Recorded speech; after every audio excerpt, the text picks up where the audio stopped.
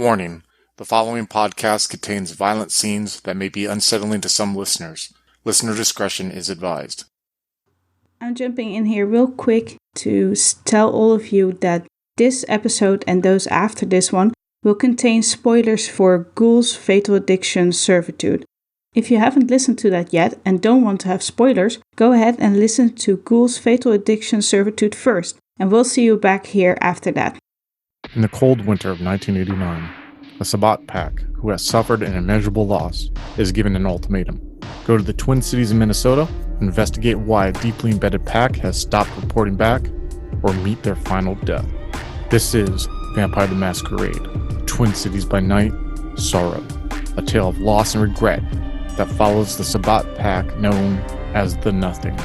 Join us with Becca playing Linda, a Milcavian anti-tribute, Craig playing Jake, a Pander, Jorian playing Abigail, a Ravenos anti-tribute, Monica playing Jenny, a Shamizi, and Slavic playing Charlie, a Bruja anti-tribute, and Chris as the storyteller. If you'd like to contact us, you can find us on Twitter at twin_cities_BTM or on Facebook and Discord as Twin Cities by Night.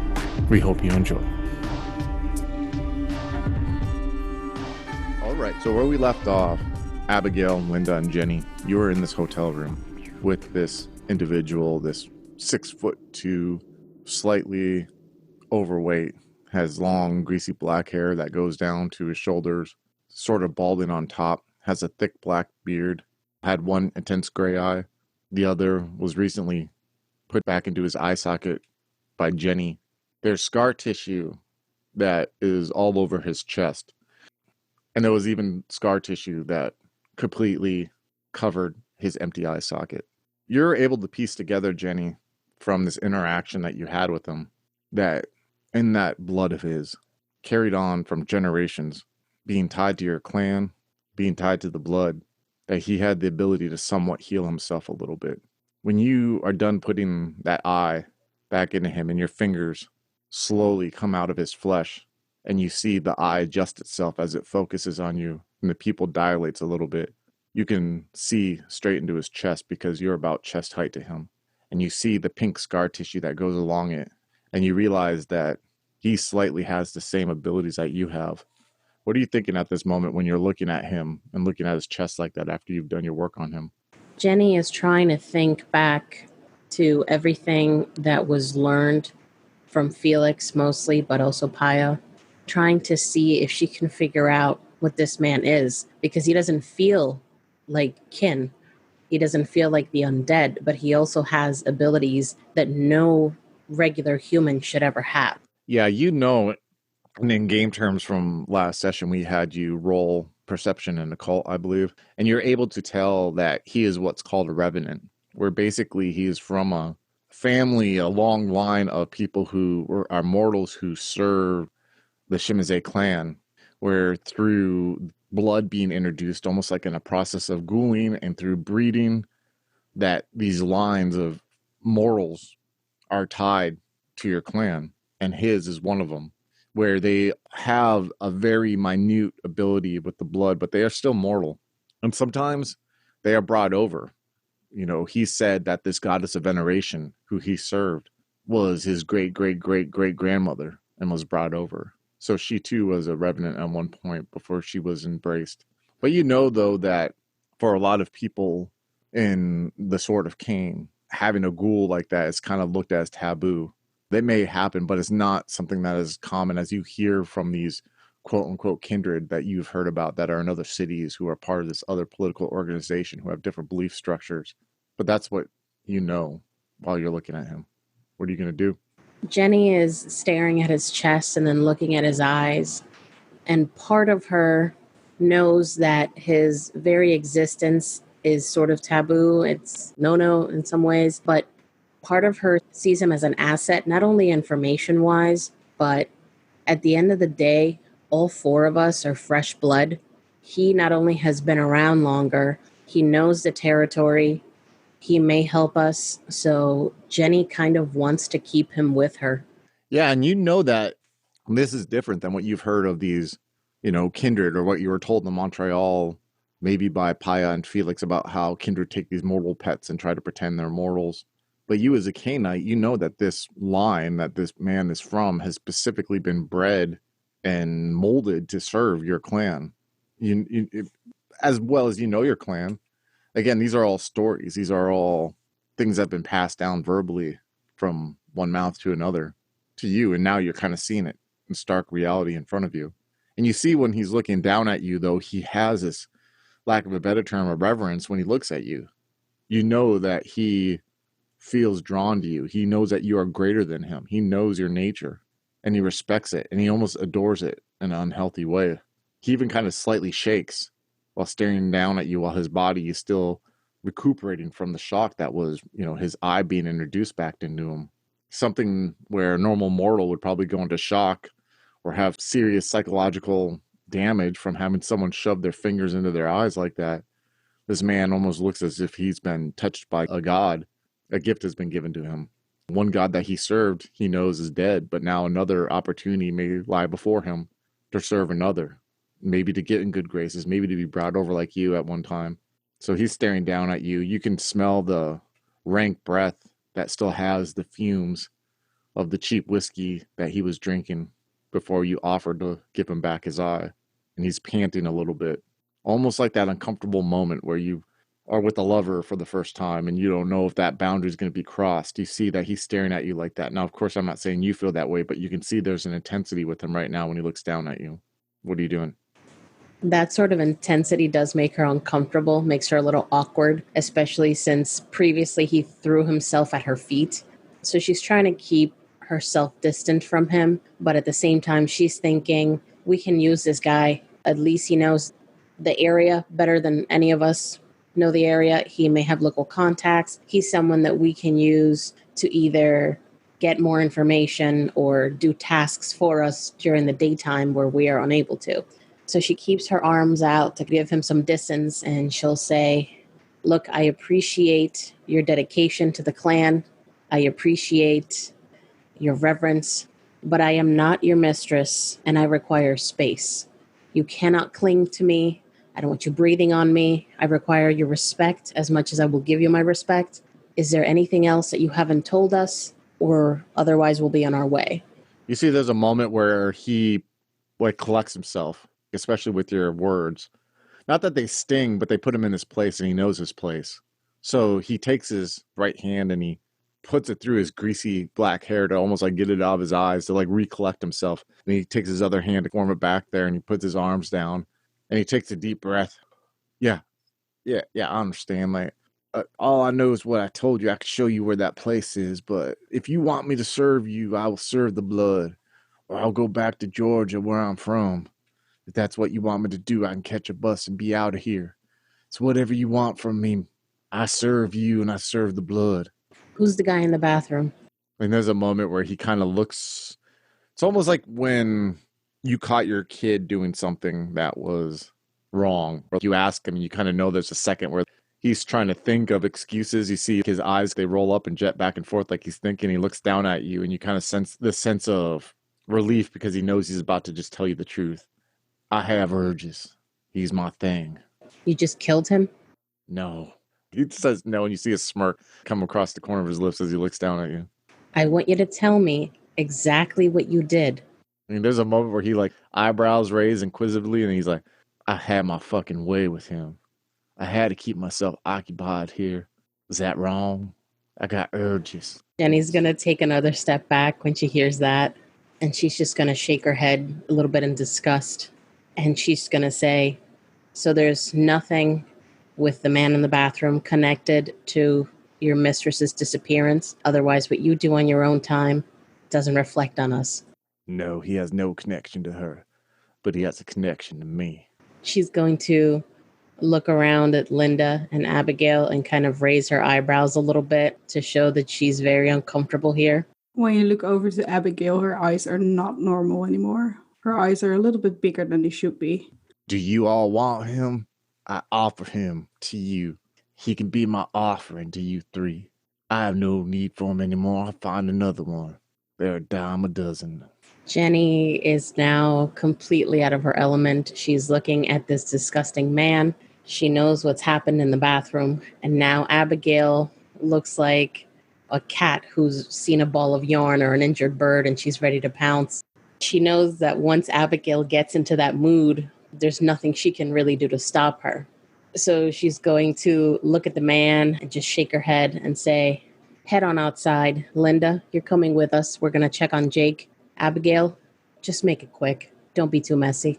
The man goes up to a closet. And you see him take out this plaid shirt, which he puts on and buttons up, and he grabs this tan Dickies thick jacket that he puts over it. And he takes his beanie and gloves that he has in the top of this hotel room closet, and he puts the beanie, a thick black one, over his head to cover his ears. And he puts on the gloves and he opens the door.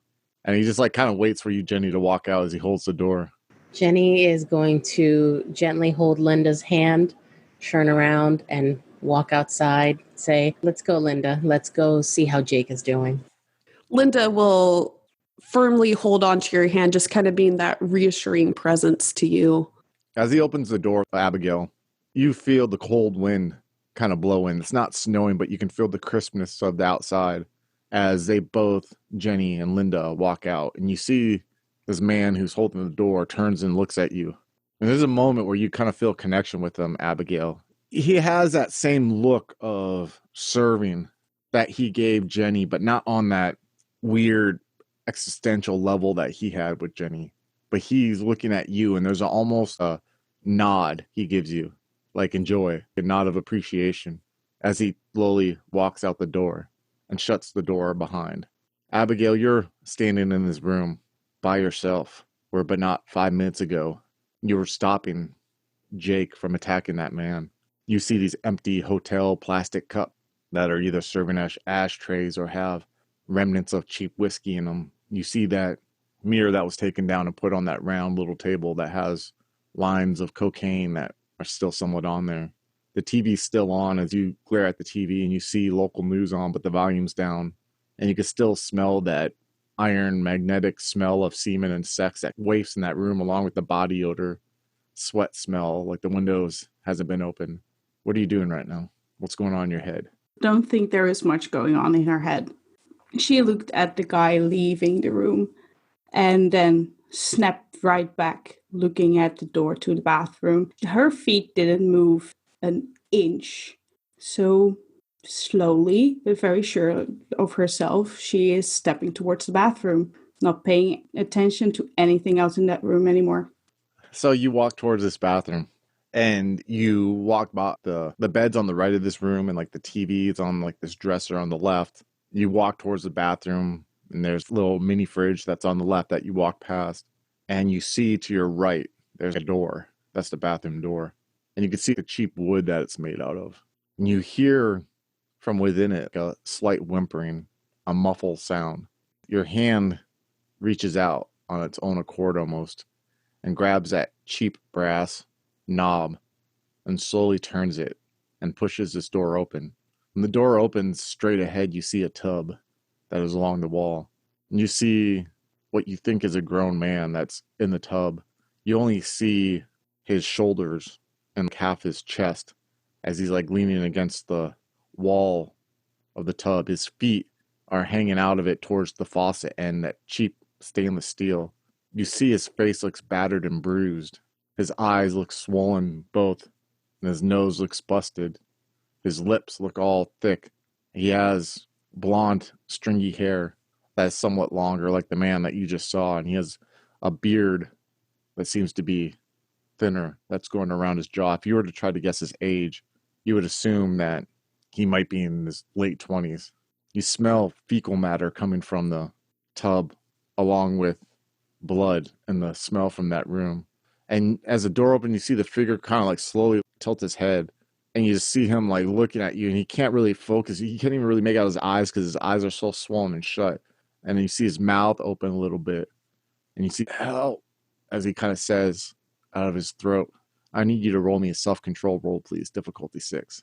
And this is for the Ravenous Flaw, by the way. That's why it's that high. Managed to get one success. So when you see the figure say help, you're staring down at it. You can still act upon your vice. This was just to see if you completely lost yourself to it.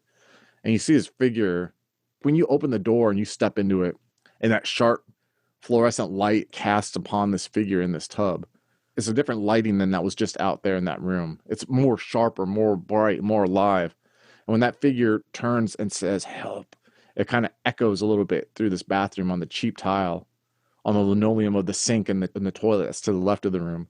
And there's a moment where you stop because this seems more clear. It's not as dim. You're not caught in that mood out there that you saw, where you saw Jake almost lose it, or where you saw this figure get his eye put back in there, where you saw Jenny was given reverence when you were really kind of tapping into the beast. Now it's just you and this figure alone. What's going on in your head right now with all this is happening? Now that you feel like you stop for a second as you hear that figure talk. His voice breaks through the silence, and it also breaks through the trance that Abigail was in just because of her voice. Because all of a sudden it dawned on her while the Revenant was talking, there is a person somewhere that cannot go anywhere, and her voice took over. But she snapped out of it, and she's just thinking, shit, no, it's happening again. No, gotta go. Wouldn't she be able to just slam the door and bolt? Yeah, I would say because you passed your self-control roll. If you would have failed, it would have taken over. But I would say, yeah, there's a moment where it's a sharp reality equivalent of like when any person at whatever age they may be, where they're discovering themselves or they're coming out of their childhood or where they're confronted with where they have to do something on their own separate from the pack. I mean, you see it in these teenage movies all the time where you're like, oh, the boy who's going to get laid for the first time is separated from his friends and he has to make that choice. And oh, that's awkward and scary. That with a lot of different things too, where your pack, your friends, your family will say, go, you are one, go do this on your own. And then you're hit with reality. And that's what is happening to you right now. You kind of realize like, oh shit, this isn't what I was just caught up in. So you close the door. You hear like a gentle sobbing, like that figure on the other end thought for a second that there was someone there to save him, get him out of God. Who knows what happened to that man in there? Only our imagination could do the work there. As you're standing, staring at the door, what are you doing right now? Yeah, I'm running towards the rest. I cannot be alone in here anymore. So you run towards the door and you open up the door to come out of it. And Jenny and Linda, you guys are actually kind of caught off guard because you are just getting to where you're going to open up the door and figure out who's going to sit where. And you both see Abigail come out of the hotel room. I need you both to roll me a perception and empathy roll, please. Difficulty 6. Linda got 3 successes. Do you have any luck there, Jenny? -1. Oh, you botched. Okay. Abigail, you open the door and you feel like this cool rush of the winter. It helps make you present, make you in the moment. You're not so lost in your thoughts or lost in what was going on in there. And you close the door. Linda, right away, when you hear the door close, you look at her, you sense automatically that she's scared, she's intimidated, that whatever went in there wasn't as planned. And Jenny, when you look, you're like, oh, that was quick. Awesome. That's not messy. Maybe it was quick and over with. She looks like she had herself. I made the right call. So that's what you guys feel right now. So the scene's on you guys as you guys are both standing out there and this figure whose name you still don't know is standing with his hands in the jacket waiting for you three to figure out what's going to happen. Go ahead. Scene's on you guys. Linda will lock eyes with Abigail. Focus on the next step. Keep moving forward. Okay, yes. Let's go. Now, let's not stay here. Jenny is going to turn, look at Abigail, kind of raise her eyebrows impressed. And she's going to reach over and give her 2 pats on the shoulder, like saying, what a good girl. And then she's going to say, we need to check with Jake. We need to decide our next steps. And then she's going to kind of side-eye the greasy man and then look at Linda and Abigail and say, and we need to decide what we're going to do with him. Yes, but can we please do that at the car? Yes, we'll go to the car. We're checking on Jake. Don't be so eager. And Linda, continuing to hear the uncertainty in Abigail's voice, she'll do a tight squeeze on Jenny's hand because she hasn't let go yet. And she'll do the tight squeeze and then move over to Abigail and put the arm around her. She's trying to cozy up to her to look warm and then just start walking together, just being that presence there, trying to give her a sense of safety. So you guys are walking towards this van. Jake, you are sitting in the back of the van and you can see these 3 walking out with a figure behind them. What you're starting to put together is the person from the hotel room with the jacket and a beanie on. What's going on in your head right now when you see these four coming towards you? Man, Jake's probably just came out of a rush because the last thing he knew, he was having a panic attack, thinking that he left his family alone with this maniac. And as soon as he opens up his eyes and sees that they're all seemingly okay, he probably bolts out of his seat and opens up the door real quick and says, oh, thank God. Thank God, you guys, you're okay. Of course we're okay. Why wouldn't be? Are you all right? Yeah, I'm fine. Of course I'm fine. And he quickly changes the subject. What's he doing here? We're trying to decide what to do with him. He has given us all the information that we needed. The man in the bathroom was really not useful to us in any way, and Abigail took care of that. But now we're deciding as a group on what to do with this man. He knows the area better than us. He may have contacts that we can tap into, or at the very minimum, he can do things for us during the daylight or guard us. He's very devoted. We should decide as a group whether we should just let him go. His plan is to return to Georgia, or if we want to keep him with us. I'm not sharing a room with that thing. I don't care. Give grocery list or whatever, but he's not staying with us. We know where to find him. Jenny, the guy in the bathroom is still in the bathroom. I thought you went in there too. What happened? I don't know. I thought so too, but I couldn't. It's okay, Abigail. You're fine to walk away. Jake is going to walk towards Abigail and give her a big, warm hug. It's okay. Abigail starts shaking. It's not really crying because there's no blood tears coming out, but there is the movement of crying. The sobbing of crying is definitely there. Does Jake normally do that? Hug his pack members like that? Is this in Jake's nature? I guess I'm asking, like, or is it due to the panic and anxiety that he was feeling? A little bit of both. I think the panic and anxiety, whatever sort of episode he experienced, is probably urging him to be more caring towards Abigail, because it's not like he has an incredibly high Valdery score for him, but he cares for her still.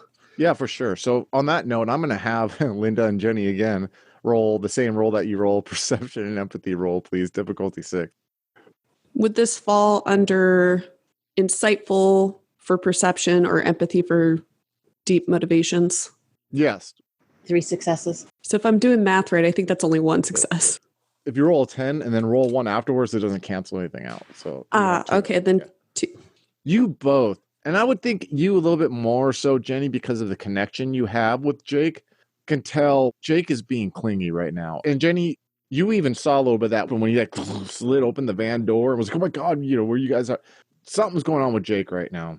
And it could just be the tension. It could just be whatever. But I don't want to say like, ooh, something got hit Jake and he's different. I'm not saying that. I'm saying that this is out of his normal behavior right now. I did just almost frenzy and just tear out of there like a few minutes ago. So yeah, that could be it too. He's definitely like, I would even say Linda a little bit more due to your clinical background. You can kind of see like panic and anxiety a little bit rising up in him, especially how he acted there. But it could be very well, yes, tied to how he almost frenzied there for sure.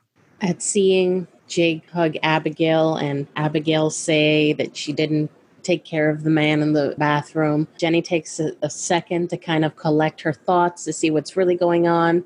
She sees Linda, she had her arm around Abigail, so it's starting to click that Abigail's in distress, and now Jake seems like he's in distress.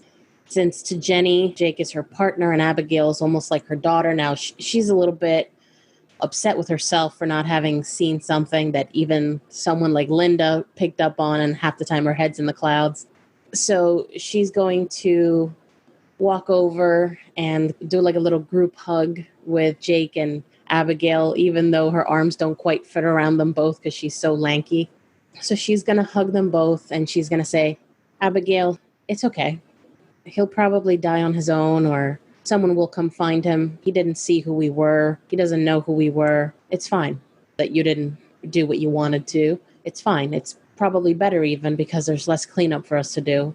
And Jake, we're all fine. We're all safe. You're safe. We're about ready to get in our van and going to our mission. So maybe we should just take a second here to collect ourselves before we get on our way. Okay. There's something about that thing. I don't like him. He's like standing 10 feet away, by the way, doing the thing, they do in the north where they take their boots and kind of like grind the grate that's on the road to kick away ice. He's just kind of standing there. Jake will look up from Abigail's shoulder, kind of look past, and like he'll notice the guy is still there, and then give him like a very angry look, and then quickly avert his gaze back to Jenny and Linda. Well, if we can't find a use for him, then he's fine to go to Georgia. I don't know. I suppose we might need some more duct tape or clothes at some point. Why don't you just give him a shopping list, and if it's going to make him feel useful and stay out of our hair. Okay. Linda, Abigail, do you all agree to that? Most definitely. I think it'd be very useful to have him around and help us. And Abigail is wiping her eyes, even though there's nothing really there. She says, yeah, we'll be okay. I think that's smart. Okay. Then it's settled. So Jenny walks through the snow, a couple feet towards the man. She stands tall and she says to him, "We have temporary use for you. You are not allowed to stay with us. You can stay here in your area. Don't bring attention to yourself. No more victims in the bathtub, please. If the cops get to you, then you're of no use to us. One of us will contact you when we need anything immediately." She's going to reach into her pocket and pull out one of back in the 90s, you had those matchbooks that had the hotel information on it, phone number. She's going to slide it to him and say, "We need this much duct tape. We need large black trash bags to block our windows. We'll have someone stop by before the night is done to pick it up. Stay here, stay quiet, and if you need us, you know where to reach us. But aside from that, we don't need you to look into us anymore." So she's going to pause and take a look at Linda and kind of lean in towards the man a little bit and say, "And if you can find it anywhere, those little decorative soaps that are shaped like things, seashells and such, put them in a separate bag and we'll pick them up, okay?" Yeah, I can do that. Was my offering not good enough for her, or can I still have my thing in the bathroom? You can have it, just don't draw attention to yourself, okay? Yeah, I'm good. I've been in the city deep like a tick for a long time. I got one question to ask of you, lady. What do you need? When do I get my reward from you? And what do I call you? Jenny's going to pause, look back at Jake, because she's worried that Jake is going to flip out again. And she's going to assess Jake's face and then turn back to the man, feeling that the more the man asks these types of questions, the more likely Jake is going to be to just pounce on him and rip his throat out. So she's going to say to him, "What kind of reward are you looking for? And you may call me Jenny." Jenny. You can tell like the volume you're having the conversation, and they can't really hear 10 feet away through the wind and all that, which is probably best for him. I'm talking about the blood that runs in both of us.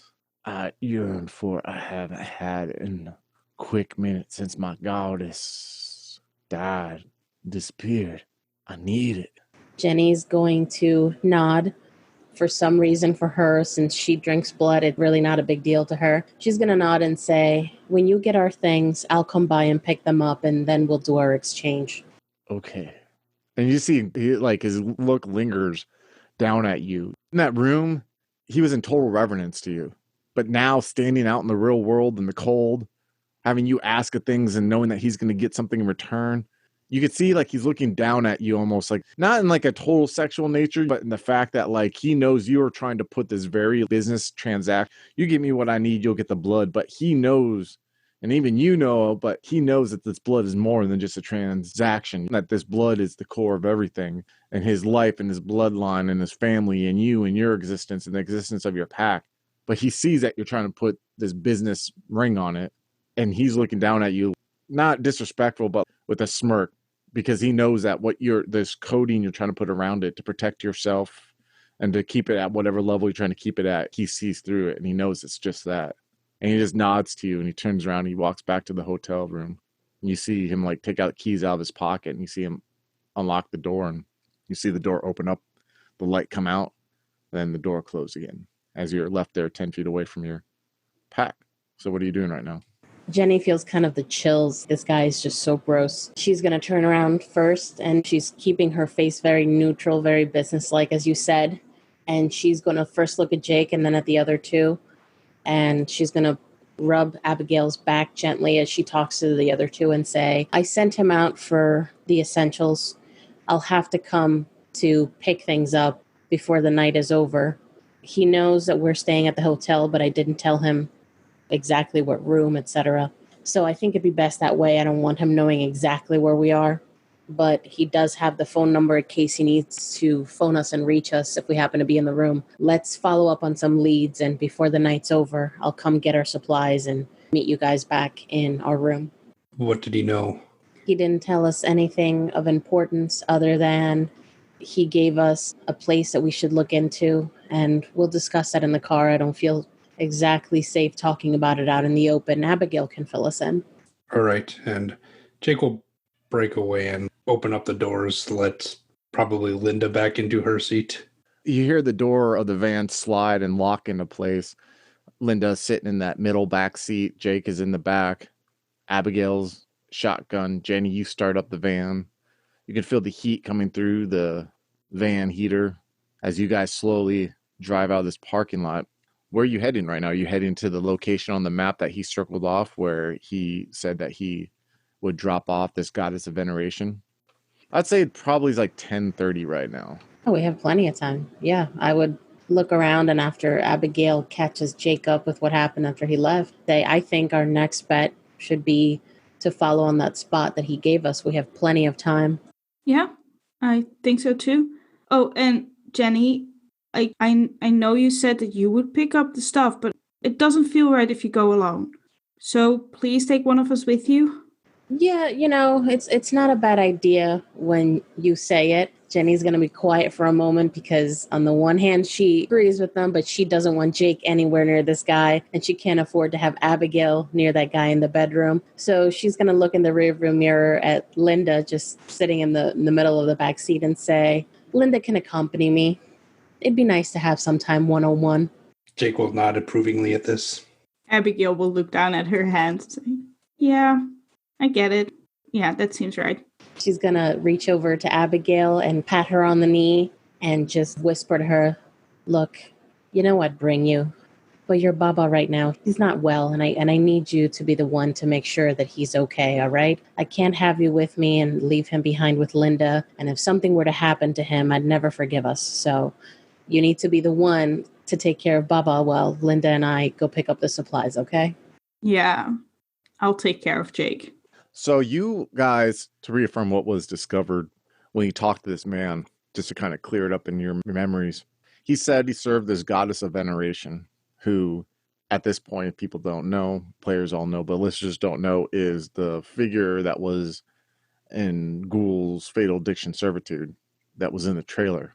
We found out was a Shimize that was part of this pack called Strata Black, where she was catatonic but would speak to him, he would say, in his soul or in his head. And she would tell him in that way to take him to this location that he marked off on this map, lay her down on the sidewalk at night in front of this office, strip mall office. And he would drive away. And then in his dreams, a few days later, a week later, would have an impression that he needed to go back there and pick her up. And he would go there and she would be laying on that ground at night. No one would be in that office. And he would pick her up and leave. Now, he knew that she was part of a pack, like you guys are part of, but he never questioned. She always kept them separate from it. In retrospect, Jenny, you probably know because he's a revenant, and most Sabbat members don't want to be around mortals, look at them like cattle. She didn't want her tool probably to be interacted at all like that. And he also served other purposes, if you saw in Ghouls' Fatal Addiction, where he would bring people to her as if he was her pimp, selling her off and have people go there for whatever reason. So now you have this map of the Twin Cities, Abigail, in your hand, one of those fold-out maps made of the real thin, flimsy paper that people used to use to get directions. And you have it kind of like opened up while you're trying to use this overhead light and you're trying to figure out how to get to this location. You are driving down the streets of Minneapolis right now. Not a lot of people are out and about. Now, it is not snowing like it was when you came into town, but definitely the roads are slick. Snow plows have gone through. You see snow drifts on the side. And for the most part, it's also a weeknight. It's like a Monday night right now. So there's not like a lot of people going about. For about 35 minutes, you're driving. Before we get to this scene, I gotta ask each of you a question. I'm just curious. First, I'll ask Linda.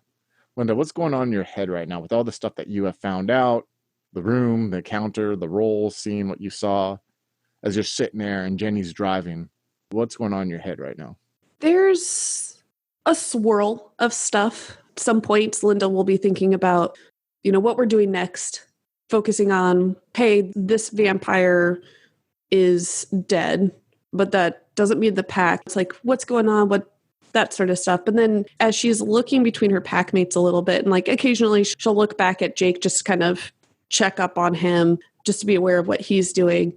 She recognizes that there's a lot of emotions going on tonight, and she's also reveling in that. She's excited that they're expressing themselves and making choices, good choices. And she's actually really proud of Jenny because she really stepped up. That was such an uncertain situation, and she took care of us. And Linda's kind of just looking up at her for that. And then it kind of flits to just, we're driving, mindlessness thinking.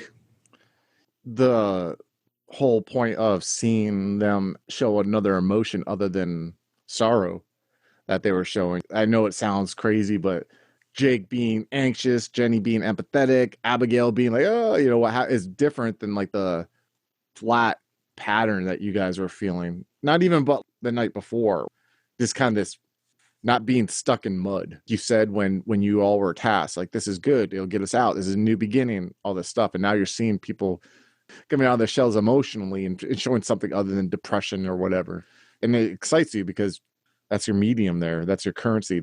That's who you are. That's what you were before and kind of still who you are now, even though the changes are different.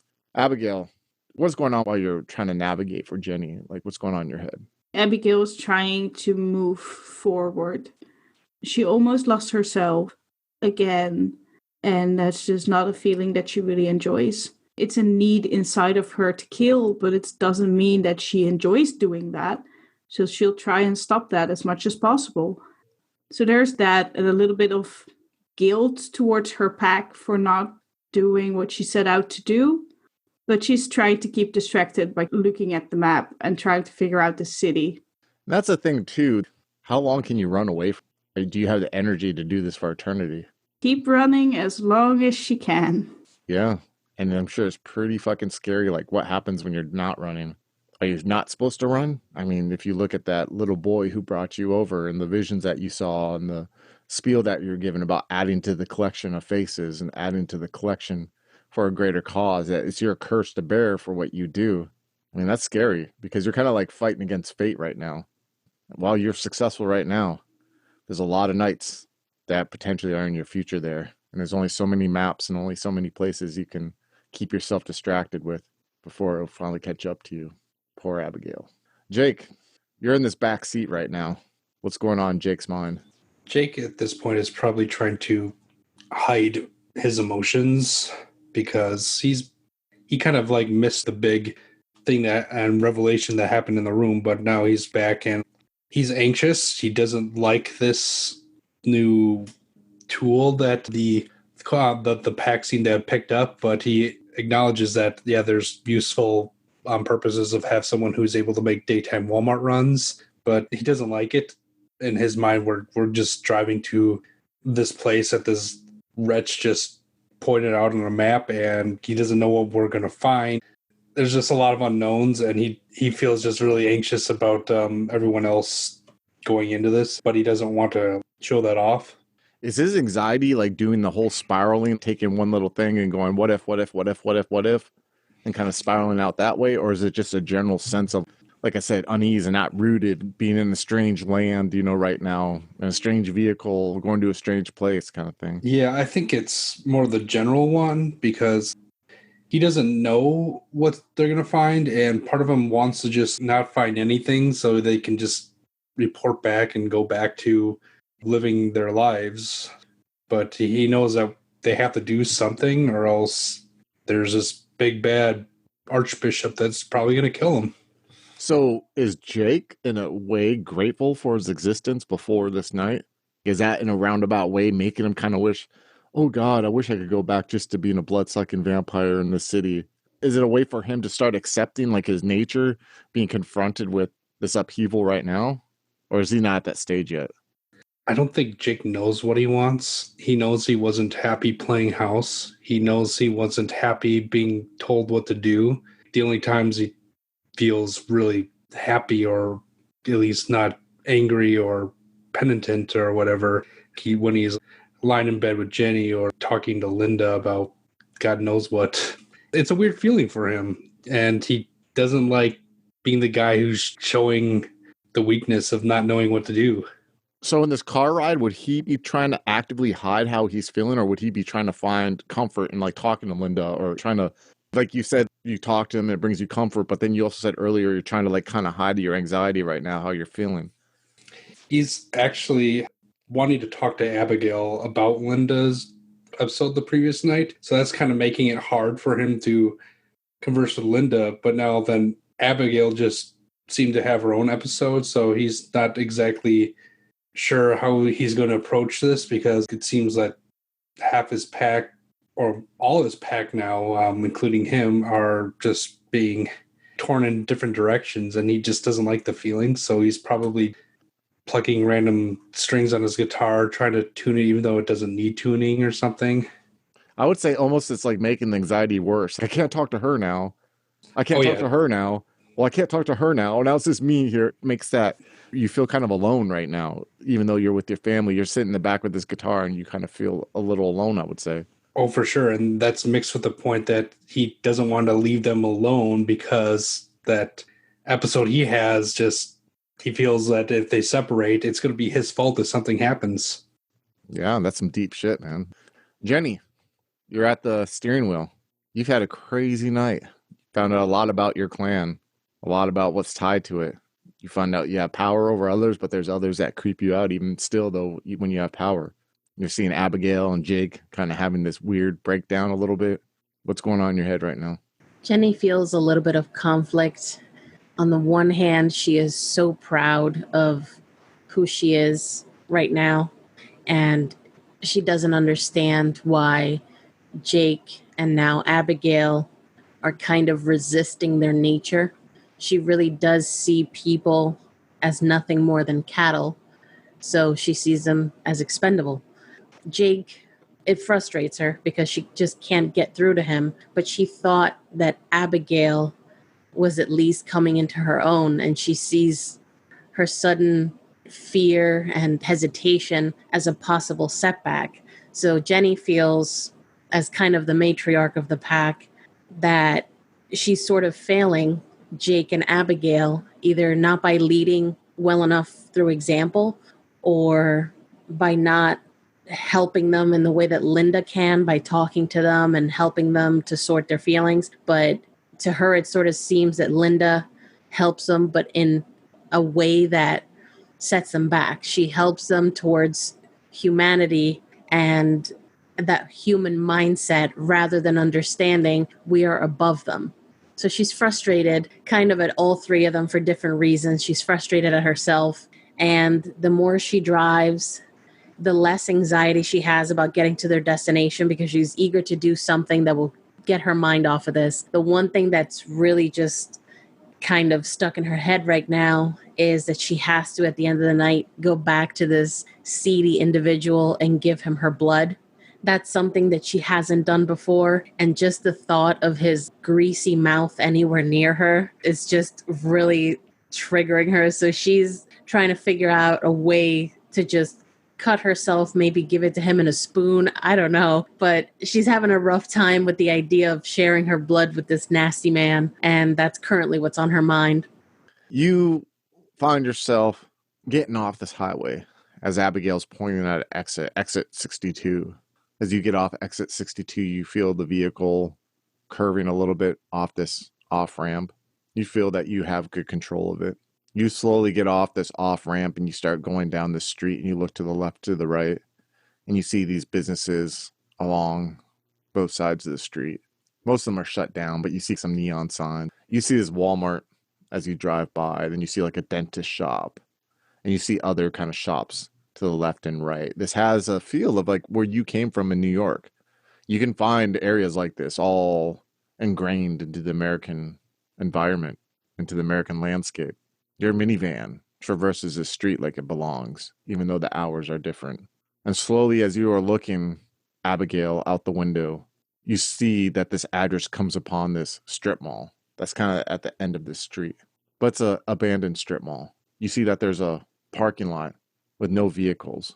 You see that there are huge snowdrifts that are in this parking lot and 2 streetlights. You see on the strip mall, looks like there could perhaps be like 4 businesses. But you see on 3 of the doors as you roll into the parking lot, for lease signs on the front. And you can see one with a very dim light within it. But you can't make out too much as you pull in front of it. What are you doing? Jenny, I think that this is it. Hearing Abigail speak kind of snaps Jenny out of her trance, and she is suddenly aware of the surroundings. And she'll slow down a bit, look over to look at the map, and nod and say, I think you're right. I'll find somewhere to park. And you can actually roll up to the front of this last business, which has the address that's in the strip mall. Your van pulls up and you put it into park as your lights pierce within the glass that's not completely frosted over with ice. You see that this looks like it has, through the windows, you can see it looks like there's maybe 4 or 5 desks.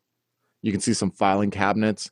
You see one fluorescent light that's in the middle. There's like 3, but you see like one in the middle is turned on just to give it enough illumination, like when a business is closed.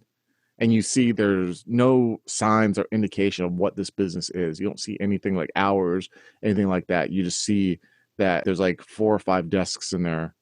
If you are enjoying Vampire the Masquerade, Twin Cities by Night Sorrow, and are looking for more Sabbat stories, you can check out our Vampire the Masquerade story, War is on Fire, which tells the tale of the Pale Riders Pack and takes place on the border of Texas and Mexico. We hope you enjoy.